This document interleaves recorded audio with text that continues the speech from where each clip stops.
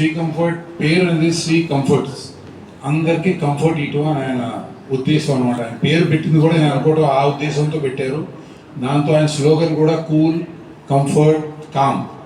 ఆయన ఈ 3 పేర్లు కస్టమర్కి ఇవ్వాలనుకుంటే కనుక దానికి కావాల్సింది ఏంటంటే బెస్ట్ సర్వీస్ ఇవ్వగలితే కనుక కస్టమర్ని మనం కామ్గా ఉండగలుగుతాం, కస్టమర్ని కంఫర్ట్గా చూడగలుగుతాం, లేకపోతే కస్టమర్గా కూల్గా చూడగలుగుతాం అన్నమాట.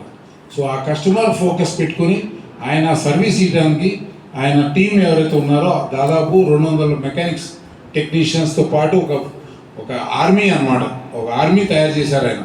ఆ ఆర్మీ తయారు చేసి మార్కెట్లో కస్టమర్స్కి ఎంత తొందరగా సర్వీస్ ఇవ్వగలుగుతారో స్పేర్ పార్ట్స్ కూడా ఆయన ఇక్కడే ఉంచారు.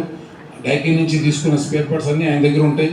సో స్పేర్ పార్ట్స్తో పాటు ప్రతి సర్వీస్, ఒక ఇన్స్టలేషన్ కానీ ఒక సర్వీస్ ఇవ్వాలంటే ఇమ్మీడియట్గా కస్టమర్ ఎక్స్పెక్ట్ చేసే కన్నా ఫాస్ట్గా ఇస్తారు అన్నమాట.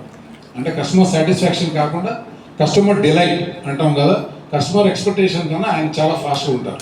అందువల్ల 25 ఏళ్ళ నుంచి ఆయన డైకిన్ అనే ఒకటే సింగిల్ బ్రాండ్తో ఇన్నేళ్ళు పనిచేసి 100 కోట్ల పైన టర్న్ ఓవర్ చేయగలిగారు ఆ కస్టమర్ సాటిస్ఫాక్షన్ వల్ల. సార్ ఏసీ రేట్లు పెరిగే అవకాశం ఉందా?